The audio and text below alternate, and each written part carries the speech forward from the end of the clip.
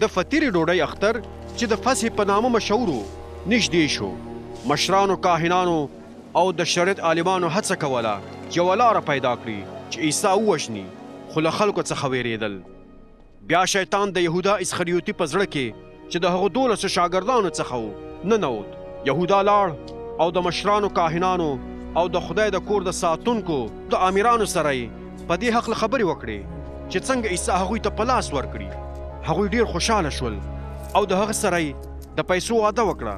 نو یهودا ورسره ومنله او د یوې ښې موقع په لټه کې شو چې کله د عیسی سره نور خلک نه وي هغوی ته یې په لاس ورکړي. بیا د فطیرې ډوډۍ د اختر ورځ چې په هغه کې باید د فصح وری قرباني کېده او راورسېدله. نو عیسی پطرس او یوحنا ولیږل او ورته ویل لاړ شئ او زموږ دپاره د فصح ډوډۍ تیار کړئ چې ویې خورو.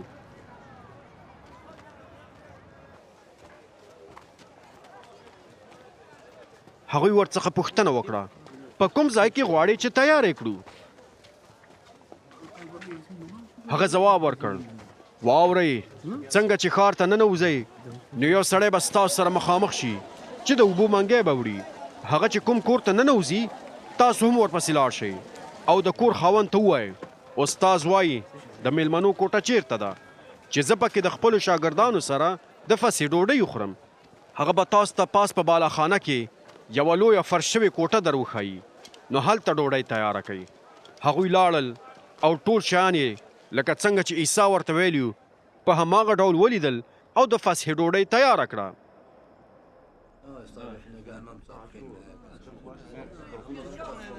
کله چې هغه ساعت راورسېد عیسی د خپلو رسولانو سره دسترخوان ته کېناست. هغوی ته وویل زړه مې ډېر غوښتل چې د کړاوونو د زغملو څخه مخکې ستاسو سره د فصح ډوډۍ وخورم، ځکه زه تاسو ته وایم چې تر څو پورې د فصح د قربانۍ مقصد د خدای په پاچاهۍ کې پوره نشي تر هغې پورې به نور دا ډوډۍ نه خورم. بیا عیسی پیاله راواخیستله، شکر یې ویست او ویل دا واخلئ او په خپل منځ کې وویشئ،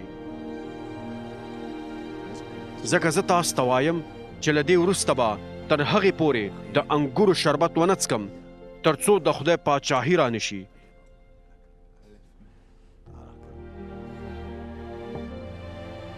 بیا هغه یوه ډوډۍ راواخیستله، شکر یې پرې وویست، هغه یې ماته کړه او هغوی ته یې ورکړه او ویل دا زما بدن دی چې ستاسو دپاره ورکول کیږي، زما په یاد همداسې کوئ.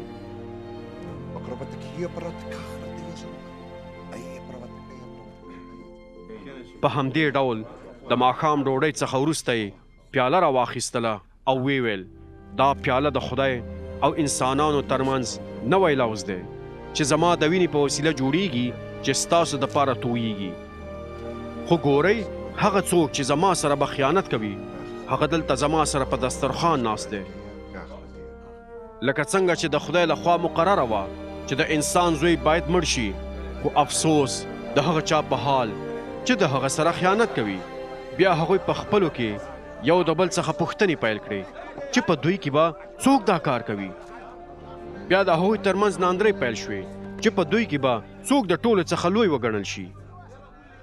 عیسی هغوی ته وویل د غیر یهودیانو پاچاهان په خپلو خلکو باداري کوي او واکمنان د خلکو خیرخوا ګڼل کیږي. خو تاسو داسې مه اوسئ، بلکې په تاسو کې دی تر ټولو لوی خپل ځان کوشنی وګڼي او مشر دې د خدمتګار په شان وي. خلک څه فکر کوي چې په دې دواړو کې کوم یو لوی دی؟ هغه څوک چې ډوډۍ ته ناست دی او یا هغه څوک چې خدمت کوي؟ په یقین سره هغه څوک چې ډوډۍ ته ناست دی. خو زه ستاسو په منځ کې د یو خدمتګار په شان یم. خو تاسو زما د ازمایښتونو په وخت کې زما سره ولاړ وئ، لکه څنګه چې زما پلار ماته د پاچاهۍ حق راکړی دی، زه هم تاسو ته دا حق درکوم.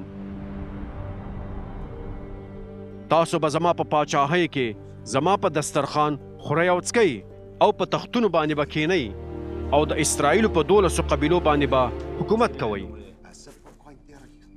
عیسی وویل ای شمعونه واوره، شیطان وغوښتل چې تاسو ټول وازمایي، ښه او بد سره بیل کړي لکه څنګه چې دهقان د غنمو څخه بوس جدا کوي. خو شمعونه ما ستا دپاره دعا کړې ده چې ایمان دې له منځه لاړ نشي. کله چې دې توبه وویستله او بیرته ما ته راوګرځېدلې نو خپل وروڼه دې قوي کړه. پطرس ځواب ورکړ ای استاذه زه ستا سره زندان او مرګ ته هم تیار یم. عیسی وویل ای پطرسه زه تا ته وایم چې نن شپه به د چرګ د اذان څخه مخکې 3 ځلې ووایې چې ته ما نه پیژنې. عیسی د هغوی څخه پوښتنه وکړه کله چې ما تاسو بې د پیسو له کڅوړې بې خورجینې او بې له څپلۍ ولېږلی آیا په هغه وخت کې تاسو سره د کوم شي کمای و؟ هغوی ځواب ورکړ نه.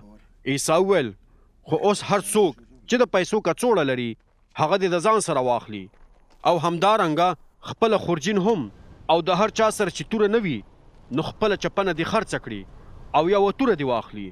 ځکه زه تاسو ته وایم چې د پیغمبرانو دا لیکنه باید پوره شي چې وایي هغه به په جنایتکارانو کې وشمیرل شي.